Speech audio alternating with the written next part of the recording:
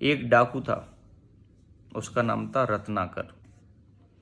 डाका डालता था, लोगों को लूटता था और उससे अपनी आजीविका चलाता था।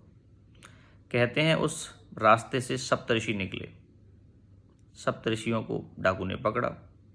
उनको लूटने से पहले सप्तऋषियों ने कहा, क्या ये जो पाप तुम कर रहे हो उसमें तुम्हारे परिवारजन भागीदार हैं? डाकू ने कहा, हाँ बिल्कुल, मैं उन्हीं के लिए तो कर रहा हूँ। ऋषियों ने कहा, ठीक है, तुम हमें बांध के जाओ, एक बार पूछ लो परिवार से, परिवार वालों से।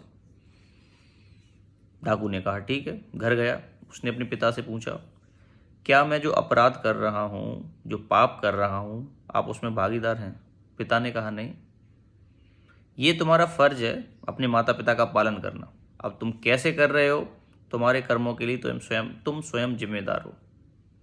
उसने अपनी पत्नी से पूछा, क्या मेरे पाप कर्मों में तुम भागीदार हो? पत्नी ने कहा, नहीं। अपनी धर्म पत्नी का भरण पोषण करना किसी भी पति का दायित्व है, कर्तव्य है। तुम अपना कर्तव्य निर्वाह कर रहे हो। कैसे कर रहे हो, उस कार्य के लिए तुम स्वयं जिम्मेदार हो। रत्नाकर बहुत दुखी हुआ, ऋषियों के पास आया। वो समझ चुका था कि हम अपने कर्मों के लिए स्वयं ही जिम्मेदार हैं और उसके फल भी हम स्वयं ही भोगेंगे। उसके बाद वो ऋषियों की शरण में गया, उनसे मंत्र लिया, ज्ञान प्राप्ति की, उनसे रास्ता पूछा, उस रास्ते पर चला और ये रत्नाकर डाकू आगे जाके महान वाल्मीकि बने, जिन्होंने रामायण की रचना की।